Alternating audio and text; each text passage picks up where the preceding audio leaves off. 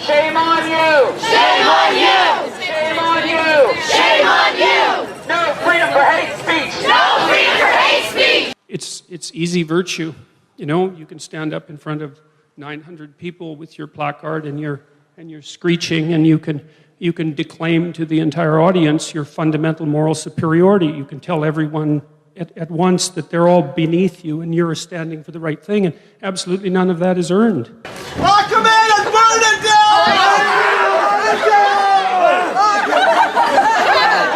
These people are not your friends. Jordan Peterson! And mark my words, that's the sounds of the barbarians pounding at the gates.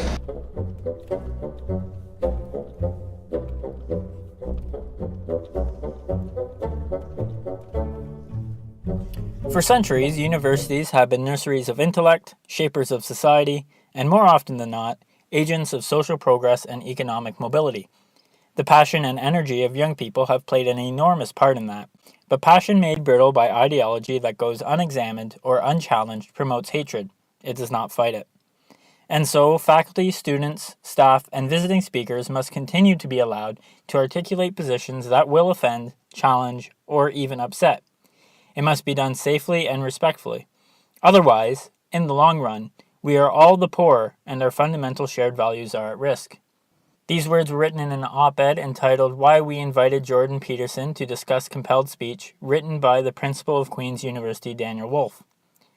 Welcome to Beneath the Surface. My name is Haydn Hanna, and on this episode, I'm going to be talking with Daniel Woolf further about the protests and the Jordan Peterson talk. So, Principal Woolf, thank you for talking with me today. I hope we have a good conversation. You're very welcome. Okay, so a month ago, it was 2 months ago now, almost actually, March 5th. Time flies. Time flies. You had Jordan Peterson come to your university and give a speak on free speech, or that's what he titled it. He called it about compelled speech. Right, yeah, compelled speech. So it was about almost the opposite of free speech. It was about being told what you must say. Okay. Yes, I think the title was The Rise of Compelled Speech. So there was about 150 protesters there accusing him of bigotry, transphobia, racism, even Nazism. The hall sat about 800 people that wanted to see him. So on the one hand, you have a situation where there's accusations of some pretty serious stuff. You want to take those seriously. You want to investigate them. On the other hand, you don't necessarily want to create a campus culture where anything that is disagreeable is shut down. Yes. How did you come to decide what you were going to do about the speaker? Sure. Well, it's important to understand a couple of things just generally before we get into the details of this particular incident. First of all, this wouldn't be the first time that a controversial speaker has come to campus. There's a long history at universities of controversial speakers coming to campus. And I recall, for example, when I was an undergraduate here in the 70s, there was an invitation to a very, very prominent and very left-wing political economist called Andre Gunder Frank to come to Queen's. And in that case, the opposition to his appearing was actually from what I would call the right, not the left. And I can't actually remember because this is over 40 years ago, and I was, 20, not my current age. I can't actually remember how it landed, but I just use it as an illustration to say that these are commonplace, not commonplace, but they do occur a lot on campuses. There's a long tradition of them occurring. It's not just Queen's; it's pretty much everywhere else I've ever been. Second thing to bear in mind is we actually do have a system for evaluating things like room bookings. To determine, for example, if there is a physical threat of violence or some, I would say, very, very significant disturbance. And by that, I don't mean simply a protest. A protest is, in my eyes, perfectly legitimate. We might talk a little bit about the tone of the protest that occurred at that particular event, which I think in some cases, well, in some ways actually went over the line. But the right of protest and the ability to protest a speaker is perfectly legitimate. So we have an event assessment process and a team that analyzes events. And as soon as we found out about it, we did look at the event, and the recommendation was that yes, we would need to take security measures and so forth, have security on hand, have the police on alert if things got out of hand, but relatively in the background. But that in and of itself was not a basis for canceling a lecture. It would have to be something pretty serious with an obvious an imminent threat of violence or something really nasty to have that. Now, having said that, it's important also to understand that we don't condone hate speech. This isn't the U.S. with the First Amendment, so freedom of speech in Canada is not absolute in the way it is in the U.S., more or less. So this wasn't a matter of us also saying that any kind of speech goes. It was a matter of saying, where is the line? And it's admittedly, it can be a blurry one. But in this particular case, apart from evaluating the, if you like, the risk level on physical safety, we also had to evaluate, well, is this guy an acknowledged and established proponent of hate speech? And there you can get into that's a little bit of a tougher area. But the fact of the matter is, hate speech is a crime in this country. Dr. Peterson has not been convicted of hate speech nor charged with hate speech. The mere fact of people who oppose his views and who may legitimately oppose his views, accusing him of hate speech, Nazism, and so forth, does not ipso facto make that a fact. So I considered all of this, took advice from the vice principals, from our director of risk management, and I decided that there was no basis on which I could legitimately and in good conscience cancel the speech. Moreover, I myself have pretty strong views that the Academy is a place for different discourses and different views. I completely respect and sympathize with those who felt threatened or upset by the views, but I guess my answer to that is, well, we did provide a location for them to meet and alternative activities. If you're upset by the views, you have two alternatives. One is to simply stay away from the lecture. The other is to show up and protest it. I guess the third would be to actually, and this would have been, I think, the best option, but I think it wasn't really exercised, would be to actually attend the lecture and respectfully challenge the speaker on his views. Because that's the other piece of this is, that just because somebody has freedom of speech does not give them a walk on being challenged by an audience member. So, in my view, both Professor Peterson had the right to communicate, and that's his freedom of speech. The protesters had the right to protest. The people in the audience had the right to listen to, and if they wished to challenge Dr. Peterson. And also, and I haven't mentioned this yet, there's another duty I have as principal, which is to defend the academic freedom of my faculty. In this case, that wasn't Professor Peterson's academic freedom. This was Professor Bruce Party's academic freedom to invite a speaker of his choice to fulfill a particular lecture series that had been established. And so, in some senses, although my defense was of freedom of speech on campus, my sort of prime directive, if you can excuse the Star Trek metaphor. I'm an old Trekkie who was really to defend Professor Pardy's academic freedom to invite the lecture. So that was a very, very long answer to your question. Well, Professor Pardy as well. He had his own controversy not too long back, so it's not like he's without controversy either. That's right. He wrote that op-ed on disability accommodations. Yeah. So and I would say that I actually don't agree with Professor Pardy on that.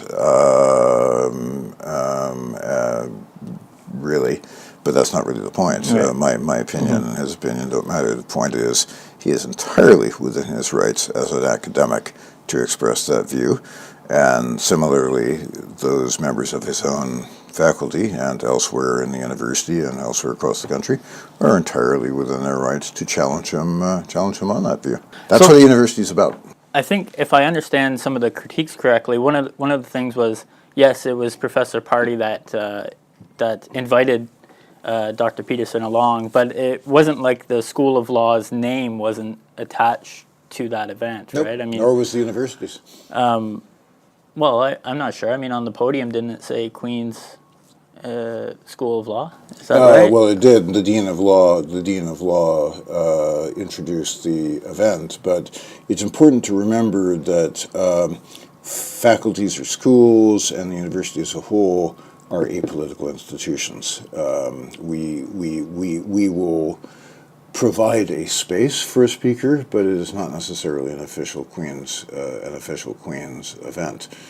So I wasn't at it. I was in fact watching the protests from my window while I taught a class. I have a sort of graduate student class that met at that very hour in my office. But that would have been unnerving, I'm sure, for you to try and teach the class. Well, it's just concentrate on the class and every so often peer out the window. But it was fine in the end. Although I would say the real excitement of what the protesters were saying in terms of lock him in and burn it down, which is that part of the bit that I thought was way over the line for legitimate protest, and you have to ask who's practicing the hate speech in this instance.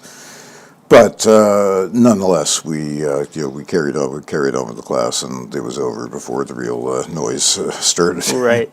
One of the things I've noticed in this discussion afterwards is there does seem to be some misunderstanding or disagreement of some of the basic facts about it.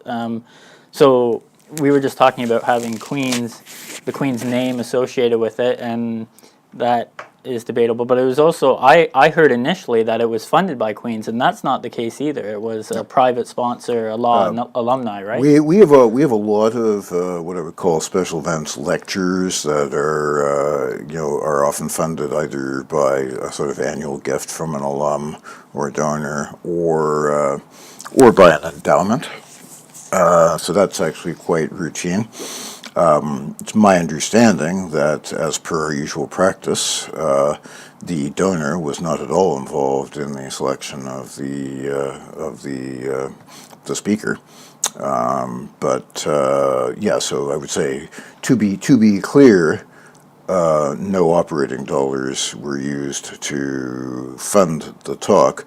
Although clearly we had to spend operating dollars on the security and the other arrangements around that, and that you take as a cost of doing business when you occasionally have controversial speakers. So is there a certain point where you, as someone that has to foot the cost of security, would ask the speaker or the organizer of the event to provide that cost? Because I know at I think it was Lindsay Shepherd, who had her own controversy at Wilfrid Laurier. She just had to cancel an event because the cost for security would have been like $25,000 or something like that. And they just, as organizers of that event, the university wasn't willing to cover that. They weren't able to cover it. I can't speak for other institutions, and I, for obvious reasons, prefer not to comment on events that occurred at other universities, even though they may seem on the face of it similar. But I think that's a judgment call, but clearly the university is financially constrained and has limited means at its disposal.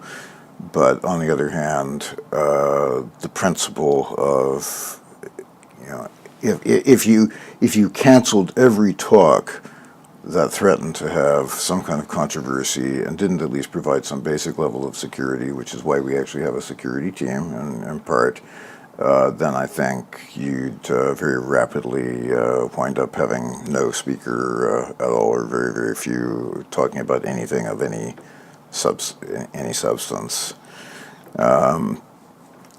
So I mean, I wouldn't mind talking about just some of the more basic principles of why we felt it was important to sustain this lecture. And let me just be absolutely clear. I'm aware of Jordan Peterson's views on many subjects, and I don't personally agree with them. But again, my personal views are not at issue, nor really are his, unless it's convicted or accused or charged hate speech. It's really a matter of, what is a university about? And universities have always been about ideas, sometimes controversial ideas. If you look back over the long history of the institution, going back to the Middle Ages, some of the great reform movements going up to the 1960s have come about from protest, from controversial ideas. One of the things I find deeply ironic and a little bit troubling, I have to say, is the degree to which those who protest now, demanding silencing of potentially offensive and upsetting speech, are not maybe as well aware of history as they should be, because it is in the 1960s when there was actually considerably less free speech on many campuses across North America, that students themselves led the movement for what is called free speech in the mid-60s. And that was, for example, to allow black students the same rights of speech as white students. It was to stop administrations of universities from censoring what students had to say, and that's a 50-year-old movement. And the students basically drove that change. Now it seems to be that we've headed in recent years into a direction that's almost opposite. That we don't want to hear anything that's going to upset us and so forth. And as I said, I'm completely sympathetic to trans people, to LGBTQ, the larger LGBTQ audience, who may well get upset by this, but this is a university. It's not grade school, and we have a duty to ensure physical safety. We have a duty to ensure an overall inclusive and equitable environment. We do not have a duty to protect you as a student from any idea that you might find disagrees with your set views on the world. Not to say that you're wrong in your set views about the world, but we're about challenging you. We're not about reinforcing your previously held issues. Sometimes you'll challenge us too, and that's also good. So let's talk a little bit. You've answered this a little bit, I think. So just comparing this protest movement to some of the ones in the past, to me, the protests of Jordan Peterson specifically reminds me not so much of the civil rights movements of the left wing in the 60s and 70s and 80s. They remind me more of like the blasphemy protests surrounding, certain films or certain, I wrote a paper in my undergrad about The Life of Brian and how it was banned in several countries. I remember when the movie came out. I was in graduate school at the time, and there were a lot of protests about that from obviously the religious right. Actually, it's even some more mainstream religious movements.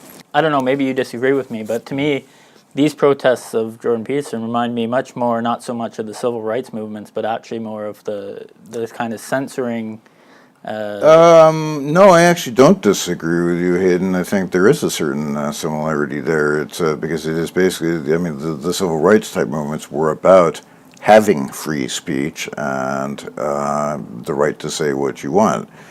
Whereas I think you're quite correct. We have seen protests from various religious groups of any denomination against films, or we've even seen that obviously turn to violence in the case of in some instances the assassination of the Dutch film director Theo van Gogh, for instance. You mentioned The Life of Brian. I can think of lots of other examples, and the common thread there is what the speaker is reputed to have said, is going to say, or might say, is something that offends my particular beliefs, and there is I think a connection between that and these protests. It's objecting to something. In a sense, it's objecting to something before you actually hear it, just based on the reputation of the speaker and indeed the speaker in this case, Professor Peterson's acknowledged writings and tweets and so on were obviously things that aroused a great deal of fear and worry among certain members of our community. And as I said, I respect that. We made sure that there were supports in place for them. But so I would say the objections there were similar in kind, but lesser in degree. There were chanted threats of violence in this protest, but no actual violence. The only thing that came close to violence was a non-Queens protester who was arrested for breaking a window. Hey guys, sorry, I'm just going to briefly interrupt the podcast to say that if you are enjoying this podcast, please consider becoming a patron on Patreon. Additionally, you can follow Beneath the Surface on Facebook, Instagram, or Twitter. Now back to my conversation with Principal Woolf.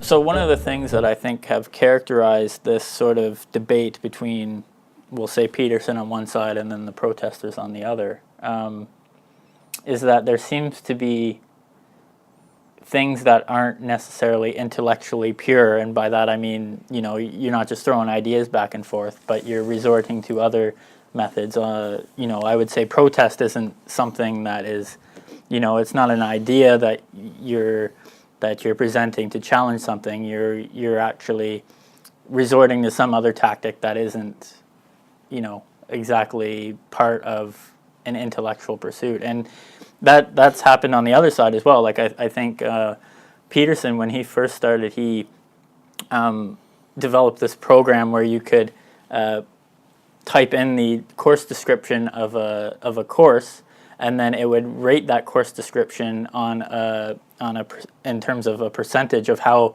neo-Marxist and postmodern it was. That's and then right. you could. Yep. So this is another tactic too that I would Yep. say is not necessarily intellectually. Oh, and I would agree. I would absolutely agree with you. Tactics on both sides are. This is not the same as a sort of academic disputation between colleagues. You say tomato, I say tomato, or Plato versus Aristotle, or something like that. But it's important to understand that universities have been places of intellectual debate, to be sure, but they've also been sites of, as I mentioned earlier, of activism. So, and I think that's not a bad thing. I think we do have, and should always have, civilized discourse and debate within the classroom, outside the classroom, and so forth. But the fact of the matter is, a university is essentially almost a small city within a city. We are a small city of some, 26,000 people once you include students, faculty, and staff. And it is inevitable in something like that, in relatively close quarters, that you're going to have disagreements of opinion. And this has been true. I've been at 5 universities in the course of my academic career, and it's been the case at every one of them that there have been objections to this or that speaker. There have been protests. It is just part of life. It would be true outside the university as well. Say, for example, the city of Kingston decided to bring in, not that they bring in speakers regularly, but they decided to bring in a highly controversial speaker. I think they'd run into pretty much the same issues. There might be, protesters. I'll give you a couple of examples. I mean, so one of the other things that sometimes happens is honorary degree candidates get protested. A number of years ago, Queen's gave a joint honorary degree to former U.S. President Jimmy Carter and his wife Rosalind Carter, and that was actually largely about their support for mental health initiatives, which has been, as I think you know, a big priority for the university for the last several years, and certainly of mine. I got a number of objections to the honorary degree on the basis of things that President Carter had said regarding Middle East relations between Palestinians and Israel, and demands from one particular person that we cancel the degree, which actually isn't actually in my power anyway. It's the Senate's decision on who gets honorary degrees. But I just flat out refused to do that. So, again, this wasn't based on intellectual debate. This was based on this particular person objecting just on the basis of you cannot possibly honor this person because of something he said with which this person disagree. So where is the line for that? I mean, you mentioned the chance of lock them in and burn it down. So obviously that was a line that was crossed for you in terms of activism that goes too far. What would one of your faculty have to do to cross that line from intellectual debate into territory where their actions are no longer acceptable? Our academic faculty have protections for their academic freedom quite apart from their charter protections on freedom of speech as just citizens of the country, but they have special protections for academic freedom under the collective agreement between the university and the Queen's University Faculty Association, and that's pretty common in universities, both unionized and non-unionized, is that there will be some agreement that enshrines those principles. So we would have a whole process should somebody be alleged of doing something that went beyond the bounds of academic freedom for a discipline case. I think that's something we would really not want to pull the trigger on unless it were, to use I think maybe an unfortunate metaphor given that we were just talking about violence a minute ago. It was something we wouldn't want to, I think, implement very, very lightly. But if it's something that does cross the boundaries into hate speech or deliberately offensive in a way that's not constructive to debate, we'd probably certainly look into it, but I think we'd be very, very cautious about I would say coming down on a faculty member simply because their ideas are not welcomed by particular students. That being said, our faculty do have a responsibility to provide a welcome and inclusive environment. They don't have a responsibility not to say things that may ruffle some feathers. Make students have to second guess their own ideas and debate them. But it also means that they should be challenged because he also has to face the fact that in a classroom This is a power relationship. I mean, the professor and the instructor in the class actually, has determined your grade and so forth. So it's a two-way street. If you put forth a controversial idea in your classroom, you better be prepared to be challenged for it by the students. They don't have academic freedom in the same sense that a faculty member does, because it's a kind of an earned right as a faculty member. But students do have the right to disagree with their profs. Sometimes the students are right. I remember getting into a debate. This must be about 25 years ago, when I was a faculty member at a different university, and was arguing, and it was actually an intellectual. it was an intellectual argument about some very, very fine point of the theology of Martin Luther or something along those lines. And of course, I was teaching on the Renaissance and Reformation, and I pointed out X, and a student who happened to come from a particular religious denomination objected to my characterization of it, and so we went back and forth on this a few minutes, and I was sufficiently troubled by it at the end that I went and did a little bit of extra reading, and I kind of thought, you know what, she was right. And I amended my lecture accordingly. So, the professors are as challengeable as the students in my judgment.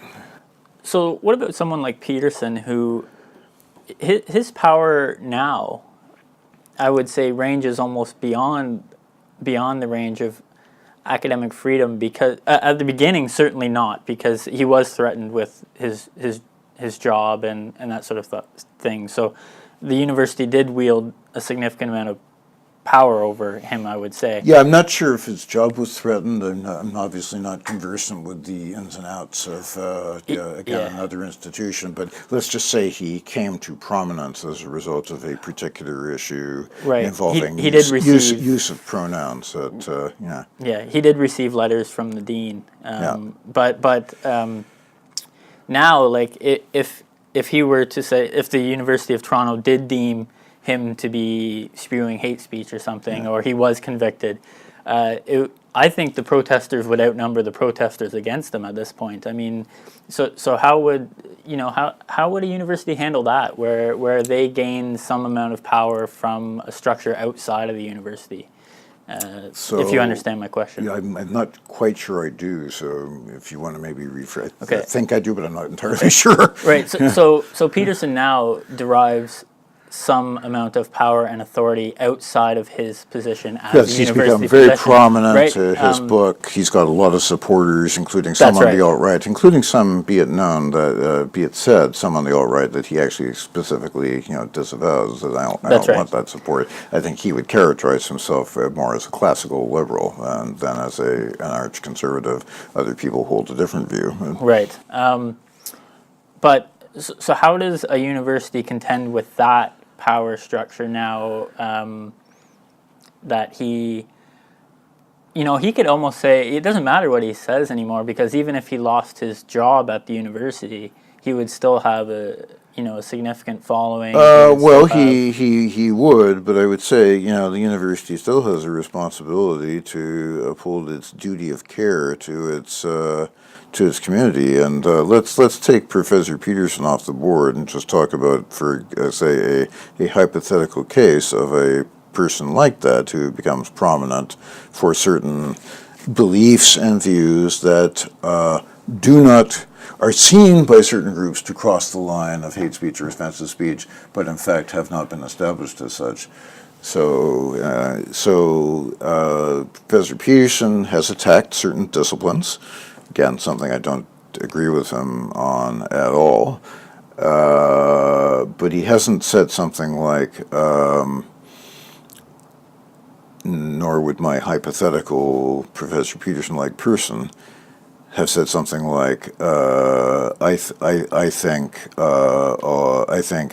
gays and lesbians are a blight on humanity and should all be rounded up and exiled or something worse. That's hate speech. That's incitement to violence. That wouldn't protect any faculty member from the law or from discipline. But we're talking about an extreme case there. And the U.S. has gone much further down this road. The First Amendment would probably protect that person. I'm not sure what the university would do in that instance. And it's also, remember, again, I have to come back to the distinction between academic freedom and freedom of speech. They're often talked about in the same breath, but they're not the same. One is a basic right that one has as a citizen. Ours are defined and constrained by the Charter of Rights and Freedoms. And in the U.S., they have the First Amendment, which provides, I would say, a much larger zone of free speech. So, for example, there's a famous protest that occurred about 40 years ago in Skokie, Illinois, where a bunch of neo-Nazis wanted to march through the streets of Skokie, and there were various protests, obviously, by the local Jewish community, but not just the Jewish community, others.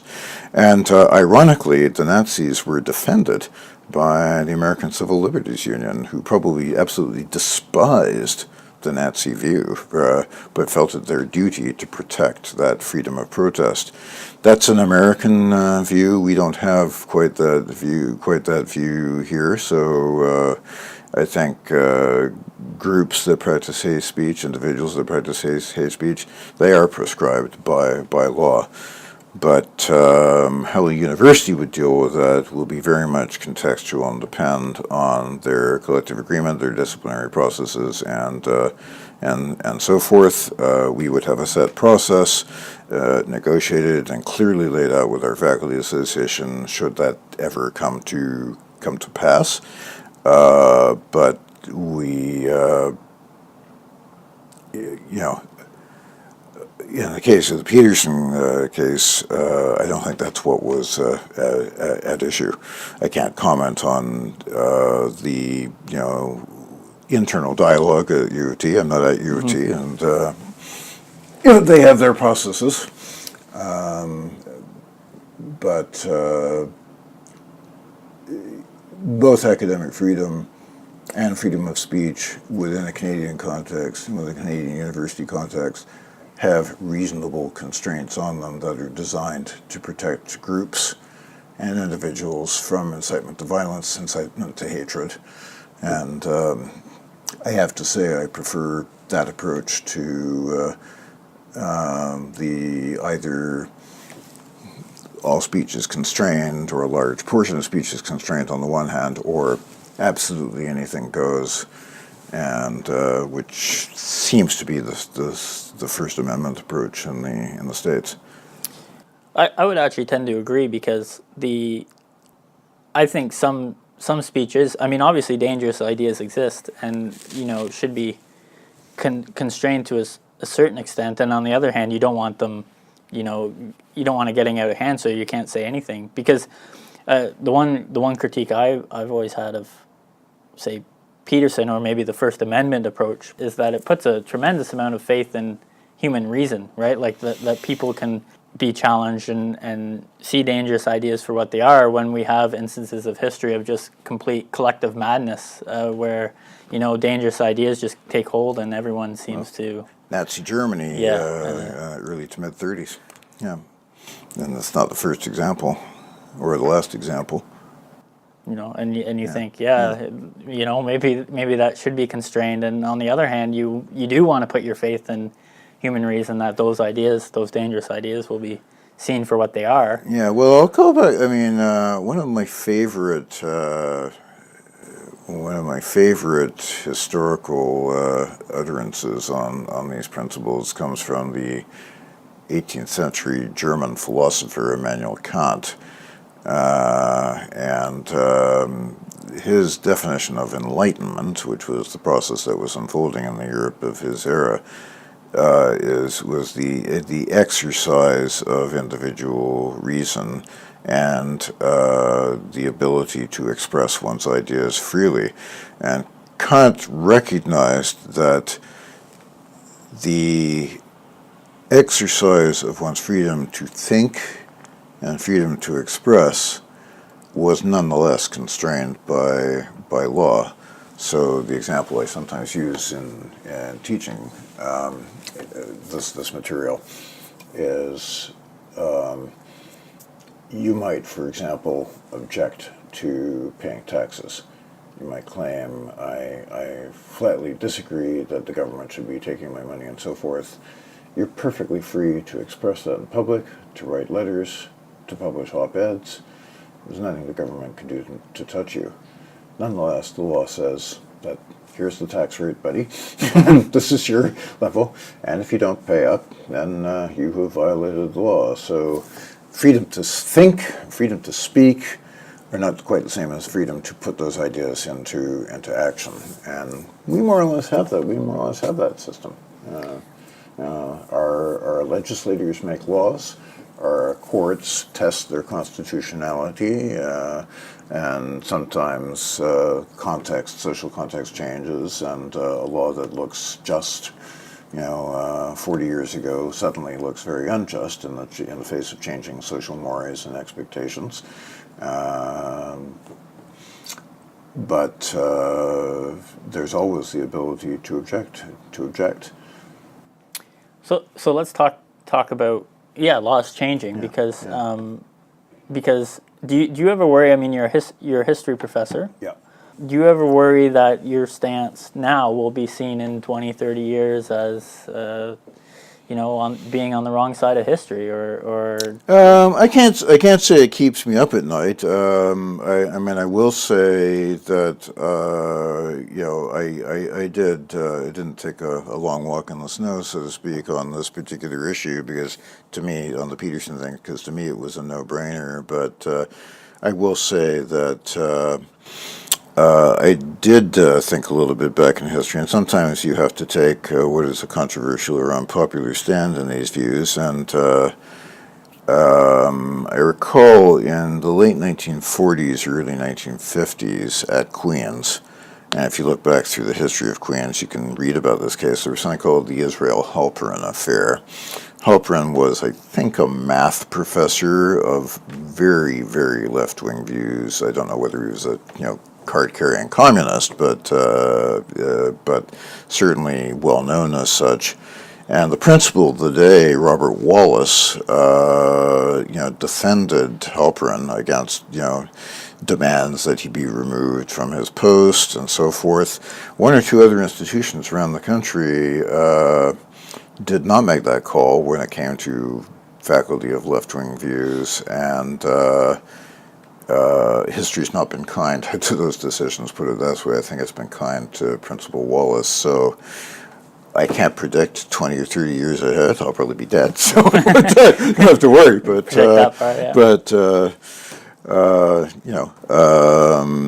you decide on the basis of what you think is the right decision of the day, and Lord knows we've seen enough social progress to know that those aren't always deemed to be in later times the right call.